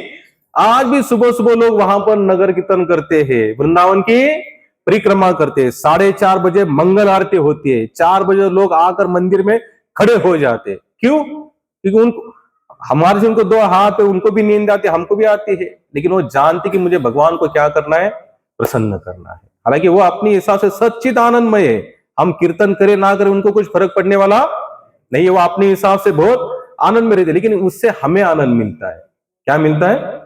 वो नामदेव महाराज की आरती वो कौन सी, उठा उठा साधु संत सादा फूले हित, क्या कहते, उठो और अपना हित प्राप्त करो, क्योंकि जल्दी जो उठने में सफल है वही अपना हित कर सकते हैं। श्रील प्रभुपाद हमेशा कहते थे, जो मंगल आरती करेगा उसी का मंगल होगा, जो मंगल आरती नहीं करेगा उसका मंगल होने वाला नहीं है। तो कभी कभी ऐसा समय मिला तो कभी बालाजी मंदिर में आए, मुझे पता नहीं यहाँ की आरती कब होती है, कभी कभी ऐसा 1-2 दिन रखो अपने दिमाग में, सुबह वाली भी मंगल आरती हम लोग अटेंड करेंगे। तो प्रयास देखो, आप काफी लोगों ने हाथ ऊपर के, मेरे हिसाब से 20-25 लोग तो थे। अगर हम लोग संडे नगर के, देखो हमने स्पीकर भी लिया है, कल 7,000 का स्पीकर ले, किस लिए? क्योंकि ये हम लोग उठा के चल नहीं सकते, कम से कम 15-16 किलो का है। अभी हमने जो कल लिया है केवल 4 किलो का है। वही आप लोग, शायद हो सकता है भगवान की योजना है, भगवान ने एडवांस में स्पीकर दिया हमें कि लोग आने वाले हैं, तुम लेके रखो। तो हम लोग क्या करेंगे, जनवरी से 2 तारीख के बाद में, या फिर हो सकता है 2 तारीख के बाद जो भी संडे आएगा उस दिन हम लोग फिर एक बार अनाउंसमेंट करेंगे, और हर संडे नगर कीर्तन निकालने का प्रयास करेंगे। तो जितने जो लोग आएंगे उनके लिए मैंने सचमुच, जिन लोगों ने हाथ ऊपर किया, क्योंकि हाथ वही लोग ऊपर कर सकते हैं जिनके ऊपर भगवान की कृपा है, जो लज्जा से भगवान के लिए कुछ भी, जैसे मीराबाई क्या करती थी, गली गली जाकर नाचती थी, लोग उसके ऊपर क्या उठाते थे? ऑब्जेक्शन। बोले तू तो राजा की रानी है, बोले तुझे ऐसा नाचना शोभा नहीं देती। लेकिन वो कहते हैं कि मीरा तो पागल हो चुकी है भगवान के नाम कीर्तन में, लेकिन हम लोग भगवान के नाम पागल, क्योंकि हमको जो देह का अभिमान होता है ना, शरीर का अभिमान। अच्छा, नगर कीर्तन में आने में केवल एक ही लज्जा आती है हमें कि मुझे लोग क्या कहेंगे। कोई कुछ नहीं कहेगा महाराज, क्योंकि मरने के बाद तो नगर कीर्तन निकलेगा ही, राम नाम। उस नगर कीर्तन के लिए सब लोग तैयार है, बोलने वाला भी है, और जो जिसके लिए बोला जा रहा है वो तो बहरा हो चुका है कायम के लिए, उसका कोई मतलब नहीं। और उतना ही बोलते हम लोग रिटर्न आते, लेकिन क्या सचमुच लगता है राम नाम सत्य है? कितने लोगों को लगता है कि राम नाम सचमुच सत्य है? आजकल तो बोलने वाले भी खत्म हो गए, स्पीकर लगा देते हैं, श्री राम जय जय राम, श्री राम। बंद करो, हो गया मशान, मशान है बंद, जाने दो, खत्म। फिर वो डायरेक्ट कब बजेगा? कोई दूसरा मेंबर आएगा तो ही बजेगा, तब तक बजने वाला नहीं है। तो अभी हम दूसरी बात, अभी 9:30 बज चुके हैं। अगले संडे हमारा यहाँ पर प्रोग्राम नहीं होगा, क्योंकि लगभग हमारे बहुत सारे सत्संगी हम कहाँ जा रहे हैं? वृंदावन जा रहे हैं। तो वृंदावन जा रहे हैं, वृंदावन धाम जा रहे हैं, क्योंकि वृंदावन धाम क्या है? जैसे भी इन्होंने कहा, कितना सुंदर भजन किया वहां पर इन्होंने। जो जो भजन में जिस जिस महात्मा का नाम लिया, कितने लोगों ने सुना, कितने लोगों को समझ में मुझे पता नहीं, लेकिन हमारे सप्त देवालय वहां पर जो स्वयं साक्षात भगवान वहां पर प्रकट हुए हैं, वो बनाए हुए विग्रह नहीं है, वो डायरेक्ट निकले हुए हैं। किसी के सपने में जाके भगवान कहते मैं यहां पर, मुझे यहां से निकालो और मेरी सेवा पूजा अर्चा स्वीकार करो। वृंदावन क्या है? भक्तों का फैक्ट्री है वहां पर। क्या है वृंदावन? भक्तों की फैक्ट्री है। वहां पर आप जाएंगे तो हर एक के हाथ में ऐसी माला मिलेगी, हर एक के चेहरे पर तिलक मिलेगा, कंठी माला दिखेगी, और हर एक क्या कहेगा? राधे राधे प्रभु। कहां से हो? क्या बोलेंगे? राधे राधे प्रभु। अरे यहाँ पर हम क्या बोलेंगे? ओ कुटन है वो भी कुछ नहीं बोलेंगे। यहाँ क्या बोलते? आप कहां से हो, इतना ही बोलेंगे ना हम लोग। वहां पर राधे राधे, कहां से आए हो? राधे राधे, प्रसाद पाया? राधे राधे, कहां ठहरे हो? राधे राधे, आओगे मेरे साथ? राधे राधे, गोवर्धन का दर्शन किया? राधे राधे, कितने दिन तक हो यहाँ पर? यानी कि हर शब्द की एक एक वाक्य बोलने के लिए पहले राधे राधे। इसलिए हम लोग भागवत देखते हैं ना, जब भक्ति महारानी जब बूढ़ी हुई तो जवान कहां पर हुई? वो वृंदावन में। कहां हुई जवान हो? लेकिन ज्ञान वैराग्य वहां पर भी बूढ़े ही रहे। लेकिन भक्ति महारानी पूरा भारत घूमी, उसको तारुण्य कहीं पर भी नहीं मिला, लेकिन जैसे ही वो वृंदावन में प्रकट हुई, चली गई, जिससे वो क्या होगी? अपने आप जवान हो गए, यौवन्य प्राप्त हो गए। उसी तरह हम लोग जो वृंदावन जाते हैं ना, तो एनर्जी लेके आते हैं। क्या लेके आते हैं? कम से कम 5-6 महीना तो जरूर चलती है। तो 5-6 महीने में एक बार तो हम सबको वृंदावन, जरूर नहीं कि यात्रा ही निकले, समय है 4-5 दिन छुट्टी है, टिकट निकालो, चलो वृंदावन जाकर आओ। बहुत सुंदर है वृंदावन। तो हम लोग वहां जा रहे 24 तारीख को, तो आएंगे 2 तारीख को। इसलिए अगले संडे यहाँ पर सत्संग का प्रोग्राम नहीं होगा। पहली बार शायद ऐसे हो रहा है, तो कोई ना कोई सत्संगी रहता है, लेकिन अभी प्रसाद बनाने वाले, गाने वाले, बजाने वाले सभी जा रहे हैं। तो लेकिन उसके अगले संडे जरूर यहाँ पर सत्संग होगा। अभी बालाजी की आरती होगी, 9:30 बजा है। हाँ, अगर जो भी हम लोग बता रहे, मिस व्यासपीठ से जो भी बोलता हो उसके बारे में अगर किसी के मन में कोई शंका है तो जरूर पूछ सकते हैं। किसी के भी मन में कोई शंका है तो हाँ, त्यांना माइक दे बोले, तो माइक दे, तो दे ना, जा लो का प्रकाश दिया आध्यात्मिक। प्रश्न ये थोड़ा बीच में आया कि शास्त्रों से ऐसा क्या संदर्भ है जो मांसाहार के क्या दंड है, थोड़ा उस पर प्रकाश डाल सकते हैं? मांसाहार के 28 प्रकार के नरक है। क्या है?